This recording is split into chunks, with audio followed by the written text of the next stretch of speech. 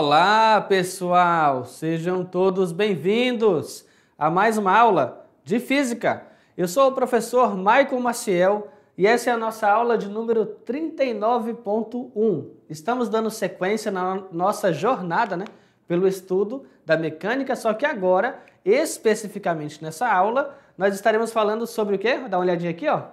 Estaremos falando sobre quantidade de movimento, mais especificamente a quantidade de movimento, ou como alguns livros costumam chamar, momento linear, Momento linear. Então esse estudo, pessoal, ele vai dar um entendimento melhor, sobre por que os corpos se movem, qual que é a interação, quando tem força de contato entre dois corpos, o que acontece com a massa, com a velocidade deles após essa interação, tudo bem?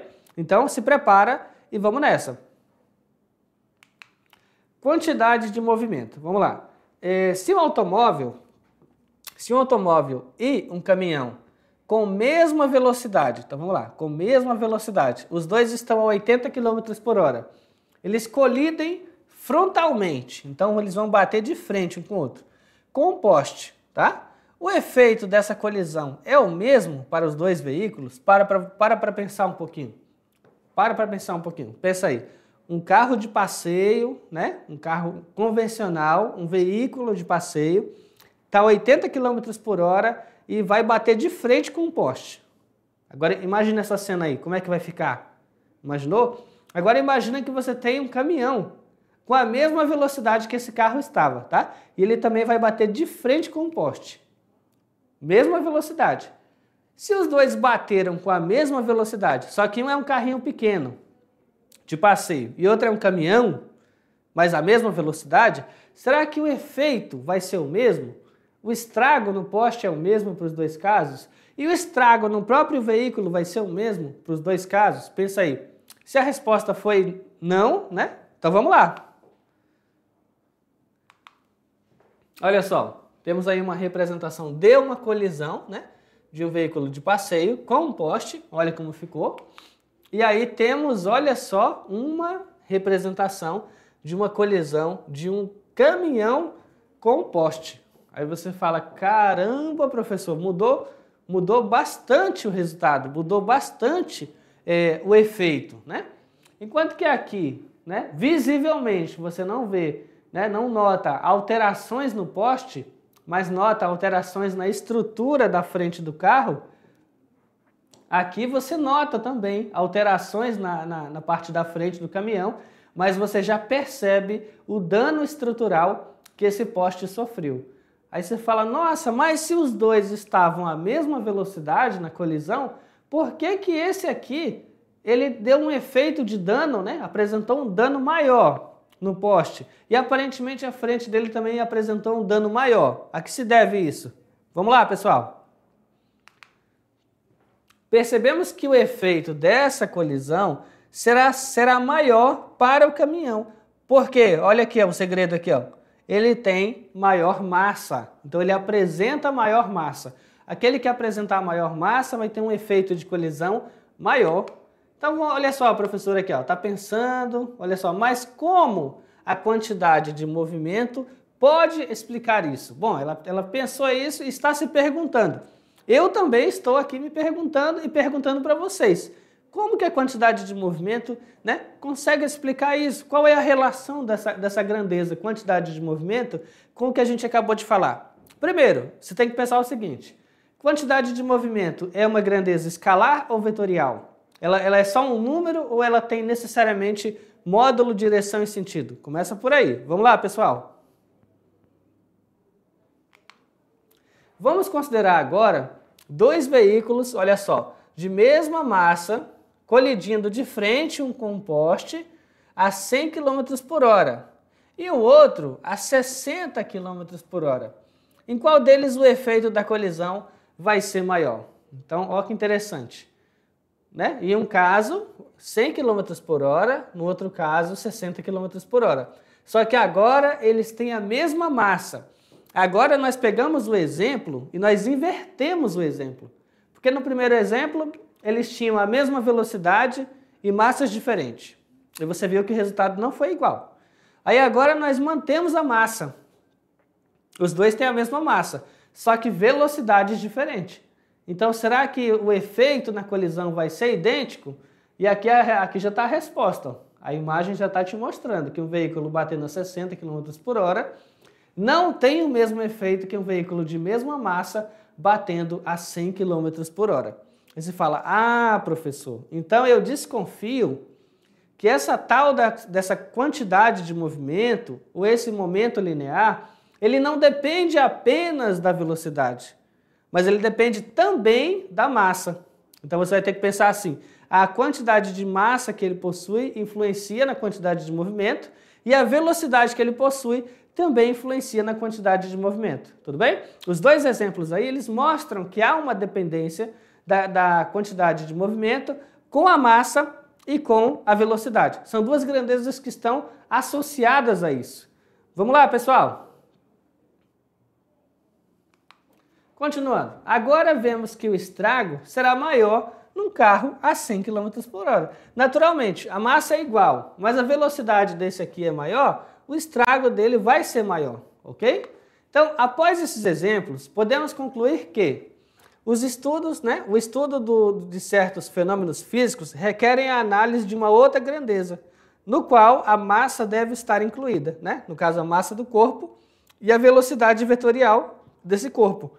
Como eu tenho que olhar a massa e a velocidade vetorial, significa que eu vou considerar que a minha nova grandeza, ela também tem caráter vetorial, ok?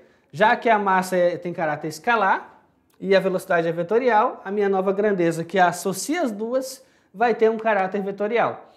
Essa grandeza é denominada quantidade de movimento, representado na física pelo Q maiúsculo, tá? Então, Q maiúsculo, quantidade de movimento.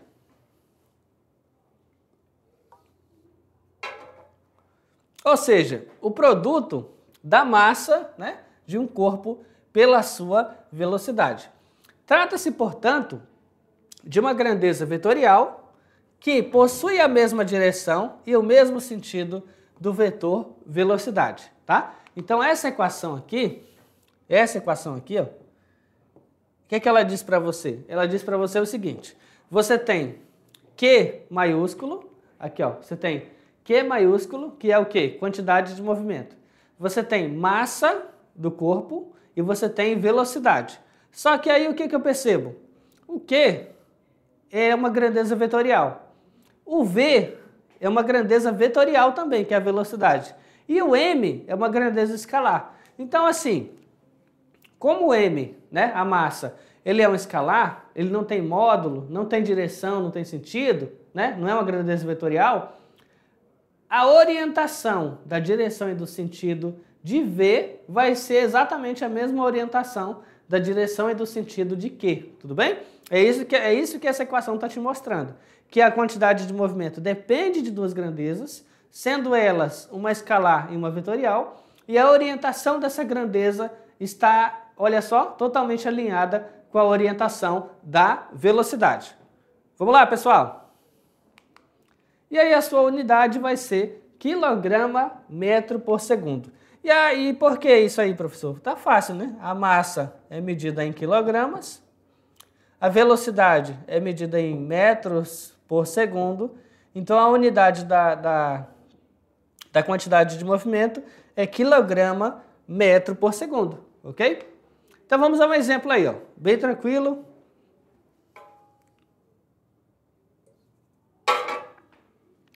Vamos lá.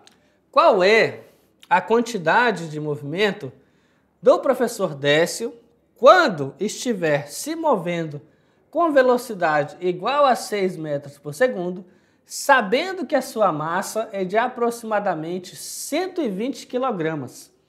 Então, essa é uma pergunta bem fácil, Bem tranquila. Por quê? Porque traz para você os dois dados que você precisa para calcular a quantidade de movimento. Ele te dá aqui, ó, a velocidade, 6 metros por segundo, o módulo dela, correto? Ele te dá a massa, 120 quilogramas, e aí ele está te perguntando a quantidade de movimento. Ou seja, nesse caso, simplesmente você vai multiplicar a massa pela velocidade. Vamos lá, pessoal? Fica assim, ó, você vai anotar aí, né? Q igual a mv, ou seja, quantidade de movimento igual a massa multiplicado pela velocidade. Q, quantidade de movimento. M é a massa. Quanto que é a massa? 120. V é a velocidade. Qual é a velocidade? É 6. Então você vai multiplicar 120 vezes 6, vai te dar assim 720 quilogramas metros por segundo. Ou seja, essa é a quantidade de movimento, né? A intensidade dela, o módulo da quantidade de movimento que o professor possui quando ele tem essa velocidade, ok? Continuando, próximo exemplo. Qual é a velocidade necessária para que a professora Daisy consiga adquirir a mesma quantidade de movimento do professor Décio, do exemplo 1, sabendo que a massa da professora, né, vai ser 65 quilogramas. Aí o que acontece aqui? Eu vou utilizar aqui, ó, a quantidade de movimento do primeiro exemplo, 720, a massa agora é 65 e a velocidade vai ser descoberta, né? Então você vai passar o 720, dividir para 65, obtendo assim 11 metros por segundo, tá? Aproximadamente. Aí o que acontece aí? Vamos lá, o que aconteceu entre a primeira e a segunda questão? Vamos refletir. O professor Décio, do primeiro exemplo, ele tem uma massa maior, né? E ele estava com a velocidade menor. Então ele tinha massa 120 kg e velocidade 6 metros por segundo. Aí a quantidade de movimento que ele possuía, como nós calculamos, 720. Agora, se eu considero uma outra pessoa que tem massa 65 kg, que velocidade essa pessoa deveria ter para ter a mesma quantidade de movimento que o professor do primeiro exemplo? Bom, aí eu vou pegar 720, dividir para 65 e obtive aqui aproximadamente 11. Significa que uma pessoa com a massa menor teria que ter uma velocidade maior para ter uma quantidade de movimento equivalente. Vamos lá, pessoal? Exemplo 3. Uma partícula de massa 0,7 kg possui, num certo instante, velocidade v, né, em módulo 4 metros por segundo, direção horizontal e sentido da direita para a esquerda. Determine nesse instante o módulo, a direção e o sentido da quantidade de movimento dessa partícula. Então, tá bem simples. Só que agora, essa questão, ela trouxe um pouco mais de detalhes que a anterior não trouxe. Ou seja, agora essa questão, ela está explorando o caráter vetorial que a quantidade de movimento possui. Ou seja, a quantidade de movimento é vetorial. Então, agora ele está falando para você módulo, direção, sentido. Não está falando apenas da intensidade do módulo, ok? Então, por isso que ela é um pouco mais detalhada, porque ela destaca a natureza vetorial da grandeza. Vamos lá, pessoal? Então, aqui, ó, vai ficar a equação Q igual mv. Q, quantidade de movimento, massa. A massa está aqui, ó, 0,7. A velocidade está aqui, ó, 4 metros por segundo. Multiplicou 0,7 por 4, você vai obter assim 2,8, tá? Aí a unidade, como aqui é quilograma e aqui é metro por segundo, então a unidade vai ser quilograma metro por segundo, né? Então 2,8 quilograma metro por segundo. Mas isso aqui é apenas o quê? Apenas a intensidade, ou seja, apenas o módulo. Tá faltando agora falar o quê? A direção e o sentido, ok? Então, a direção e o sentido vai ser a mesma da velocidade, isto é, vai estar na horizontal, e o sentido vai ser o mesmo sentido da velocidade, isto é, da direita para a esquerda, ok? Então, olha só, vou fazer uma representação aqui, partícula, ok? Tem massa m, ok? A velocidade v e está indo da direita para a esquerda na horizontal, v. Pronto. Nós calculamos aqui a quantidade de movimento Q e a quantidade de movimento Q também vai estar na horizontal da direita para a esquerda, tá? Aí você fala, ah, professor, Agora eu entendi. Vamos lá, vamos mostrar o desenho aqui, ó. Olha o rabisco aqui, ó. Agora eu entendi, ó. A massa está aqui, ela tinha velocidade horizontal, da direita para a esquerda, então a quantidade de movimento que eu calculei, né? A quantidade de movimento que eu calculei bem aqui, essa quantidade de movimento, ela tem propriedade vetorial, então ela também vai estar na mesma direção e no mesmo sentido da velocidade. Então eu escrevi assim porque ela está na mesma direção e sentido. Se por acaso essa velocidade estivesse apontando para o outro lado, a quantidade de movimento deveria também estar apontando para o outro lado, tudo bem? Já que ela compartilha da mesma direção e sentido. Vamos lá, pessoal? Exemplo 4. Um carrinho de controle remoto de massa 4 kg, opa, vamos trocar a cor aqui, aí, de massa 4 kg, apresenta num certo instante uma velocidade horizontal orientada da esquerda para a direita com módulo de 15 metros por segundo. Determine as características, direção, intensidade e sentido da quantidade de movimento da partícula nesse instante. Então, de novo a equação, QMV. Q, né, quantidade de movimento, M velocidade, perdão, M massa, V velocidade. Bom, massa, ele forneceu logo no começo aqui, ó. Quanto que é a massa? 4. Velocidade, ele forneceu aqui, ó, 15. Então, você vai multiplicar. 4 vezes 15, 60. 60 é o quê? 60 quilogramas metro por segundo. Essa é a quantidade de movimento. Ok. Agora eu vou olhar, né, as características vetoriais da grandeza. Como a velocidade, vamos apagar isso aqui.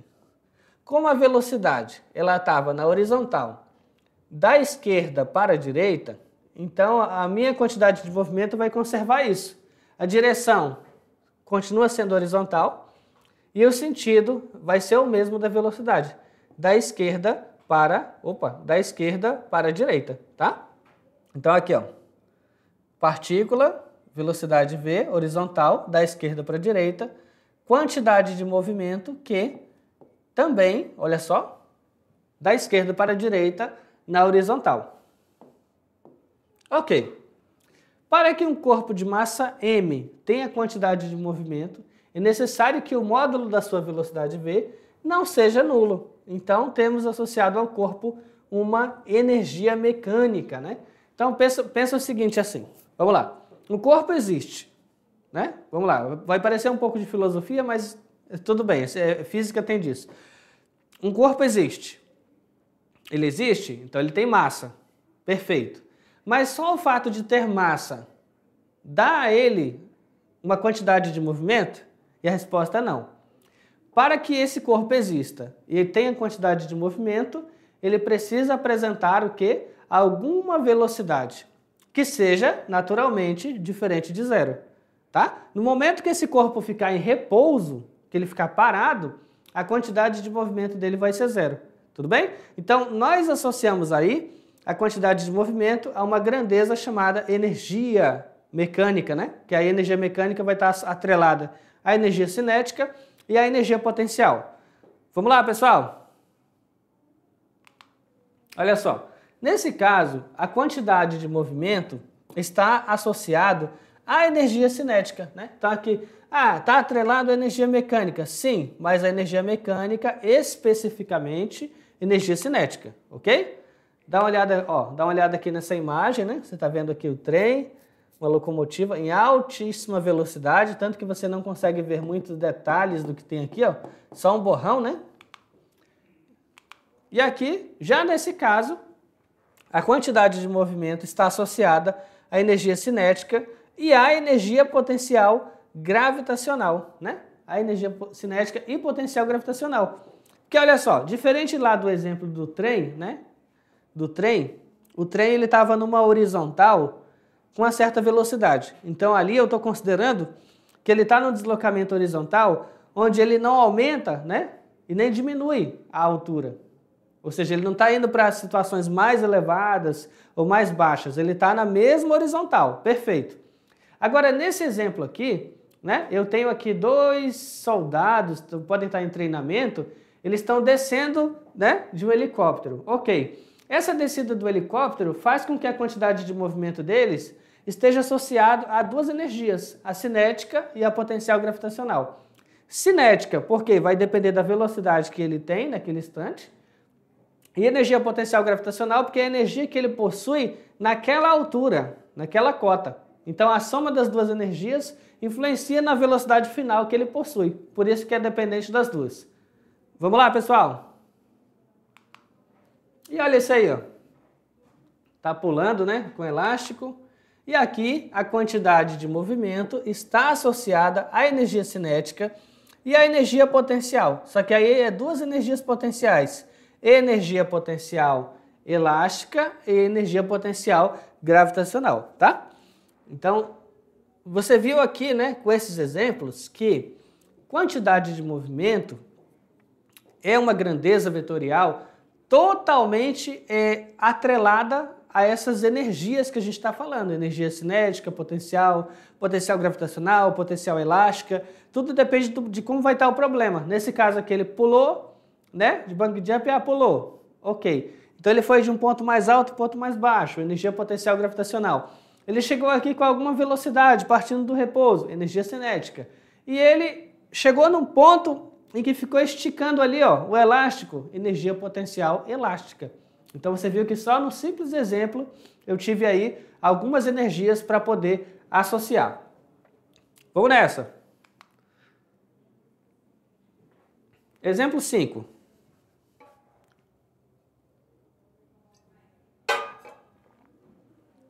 Uma bola de massa 0,6 kg e velocidade 15 metros por segundo choca-se, olha só, choca-se com um muro e retorna mantendo o módulo da sua velocidade. Calcule os valores da quantidade de movimento e a energia cinética da bola antes e depois, né, com o choque no muro. Então olha só, vamos lá. Antes do choque, né, ela tem massa 0,6 kg e velocidade 15 metros por segundo. Isso aí é antes do choque. Então olha só, tá aqui a parede, o muro. Aqui, ó, velocidade V para a direita. Isso é antes do choque. Ele tem uma massa e tem uma velocidade, né? Aqui pode estar orientado para a direita, por exemplo. Ok. Continuando. Opa. Aí. Continuando. Então, quantidade de movimento Q igual massa, né? Vezes velocidade. Massa, 0,6. Está aqui, ó. 0,6. Velocidade, 15 metros por segundo. Tá aqui, ó. Multiplicou 0,6 por 15, vai obter 9. 9 o quê? 9 kg metros por segundo. Professor, e qual que é a energia cinética, então? A energia cinética vai ser a massa que ele tem, tá aqui, ó. A massa que ele tem, multiplicado pela velocidade que ele possui ao quadrado e dividido por 2. Então vai ser 0,6 vezes 15 ao quadrado e dividido por 2. Vai ter assim 0,6 vezes 225, que é 0,6, 225 dividido por 2. Tendo assim 135 dividido por 2, obtendo uma energia cinética de 67,5 joules. Ou seja, antes da colisão, ele apresentou uma quantidade de movimento e ele apresentou uma energia cinética, né? Então, antes da colisão, você tem aí atrelado uma energia cinética, que é uma grandeza escalar, você tem atrelado uma quantidade de movimento, que é uma grandeza vetorial, tudo bem? Então, as duas coisas estão aí ao mesmo tempo. Vamos nessa. E olha só, e após o choque, o que acontece? A massa dele continua a mesma, só que a velocidade em módulo continua a mesma. Por que ele fala em módulo? Por que é em módulo? Porque, vamos lá, vamos colocar o antes e o depois aqui. Antes, ele está indo aqui, ó, com velocidade V. Aí aconteceu a colisão, ele vai estar voltando com a mesma velocidade V em módulo. Agora, essas velocidades, por exemplo, V1 e V2, vetorialmente, elas são opostas, tá? Então, o sentido delas é oposto. A direção é a mesma, mas o sentido é oposto. Mas como ele está falando que elas têm o mesmo módulo, então o módulo da primeira velocidade é o módulo da segunda velocidade, tá? Ok, então, como se o sentido do movimento se inverteu, né? Com o choque, a velocidade da bola vai passar a ser menos 15 metros por segundo, tá? Então vai ser o quê? Massa multiplicada pela velocidade ao quadrado. Perdão, massa multiplicada pela velocidade, que é o menos 15. Então vai ser 0,6 vezes menos 15, que vai te dar o resultado anterior, mas com sinal trocado. Então você vai ter quantidade de movimento menos 9 quilogramas metros por segundo. Professor, e a energia cinética vai mudar?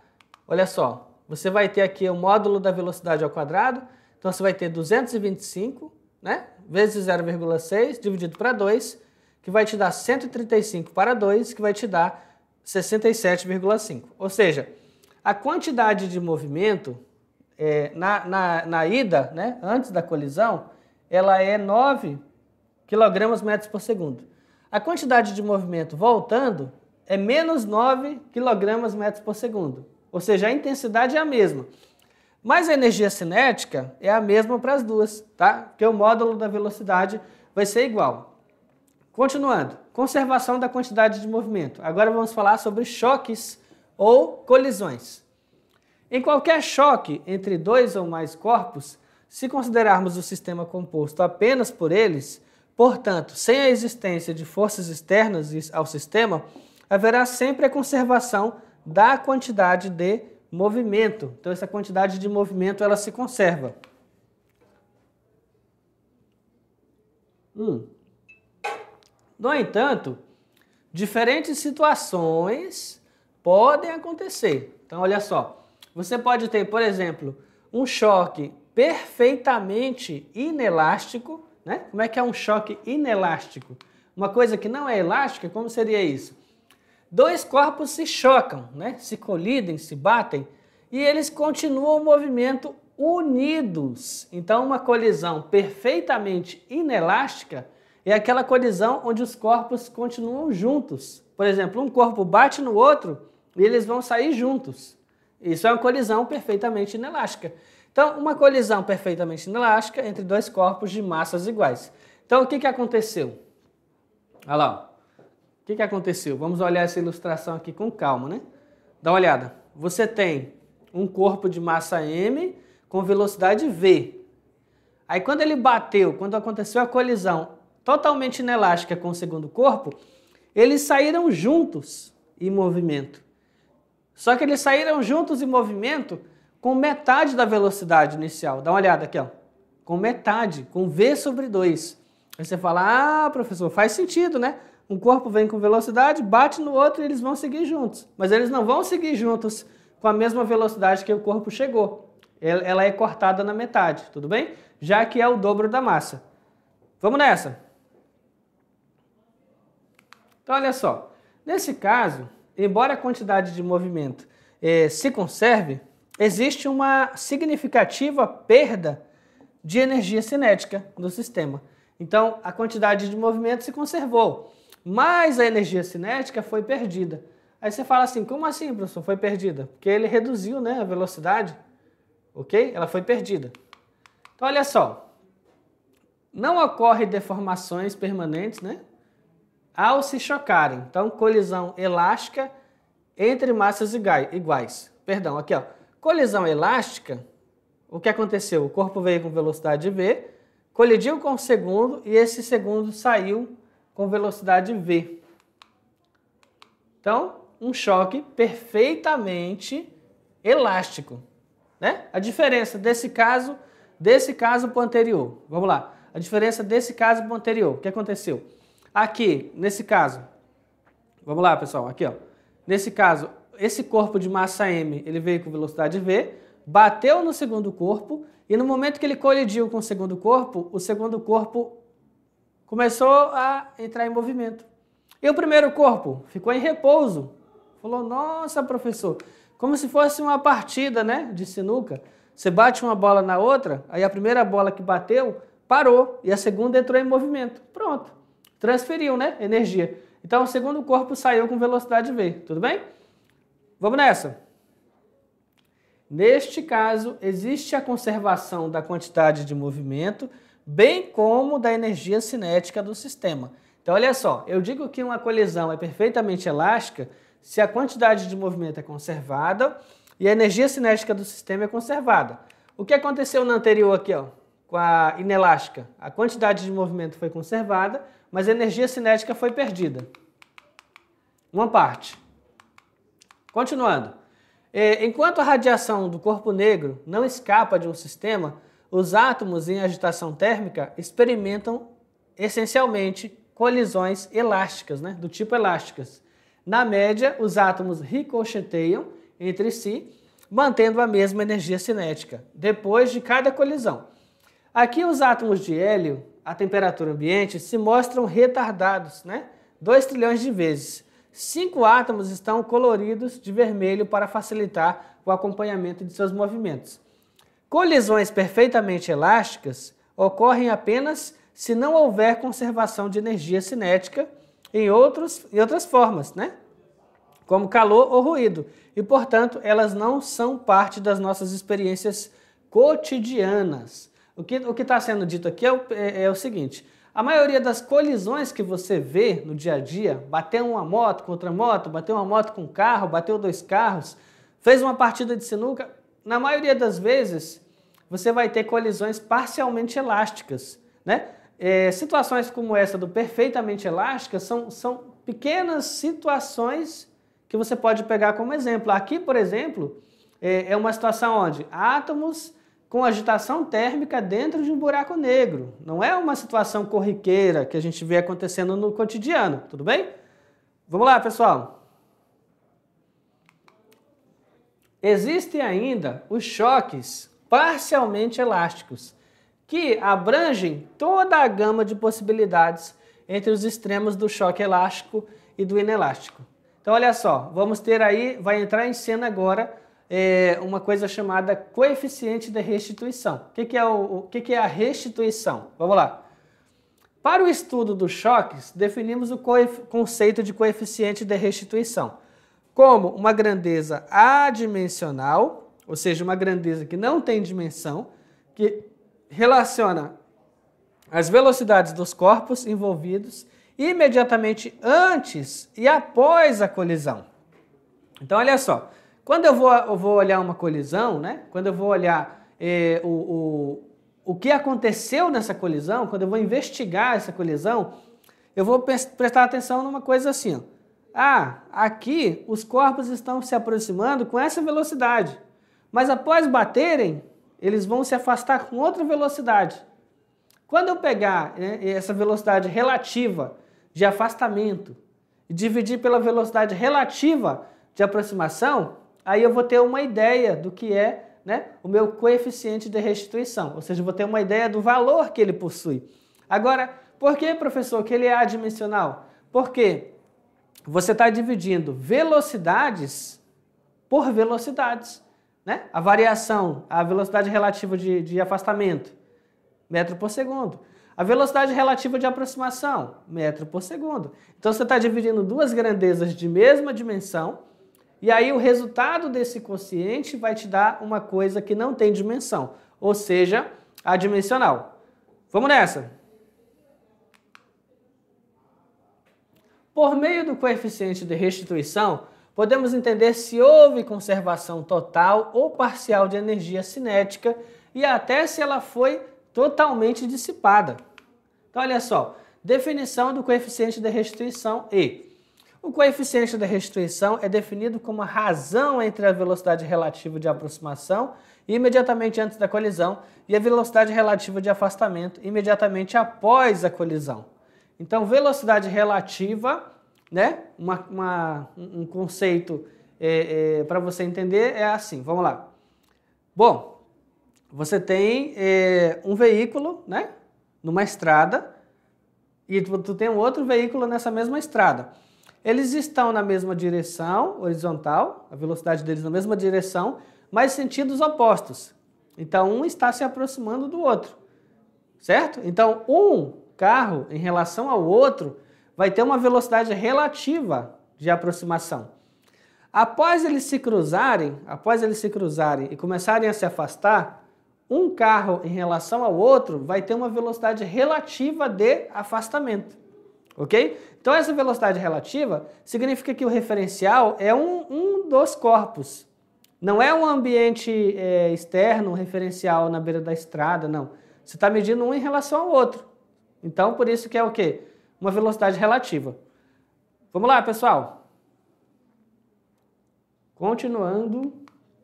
Então, olha só. Apareceu agora uma equação aqui, ó. Anota aí.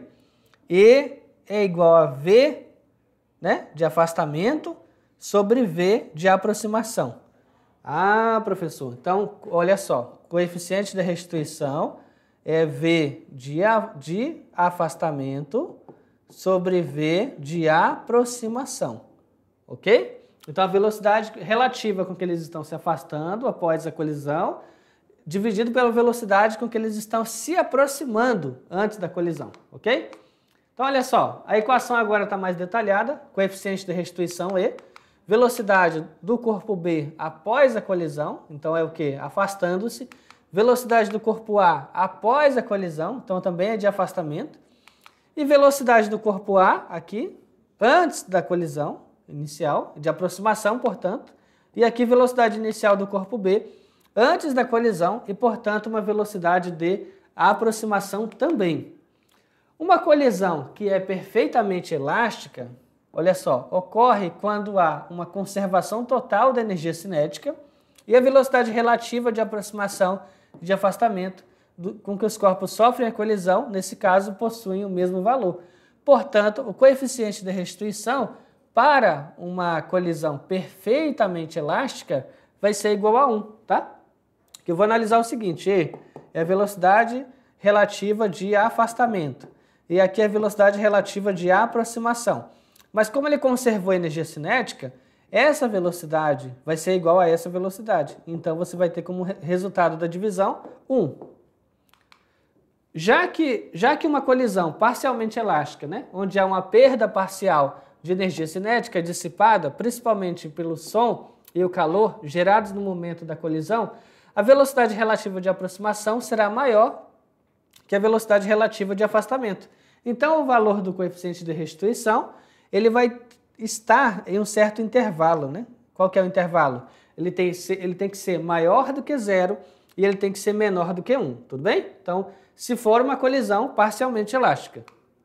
Mas em uma colisão inelástica, ou seja, onde os corpos, após sofrerem a colisão, eles vão ficar juntos, permanecem juntos, não terá velocidade relativa de afastamento e, portanto, o coeficiente de restituição vai ser igual a 0, tá? Então aqui é um pequeno resumo, ó, colisões elásticas, colisões parcialmente elásticas e colisões inelásticas. Então aqui, ó, perfeitamente elástico, restituição igual a 1, parcialmente elástico, restituição maior do que 0 e menor do que 1, inelástico, coeficiente de restituição igual a 0.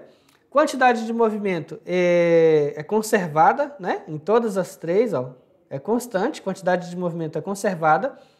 E aqui, energia cinética, né, perfeitamente elástica, ela é conservada completamente.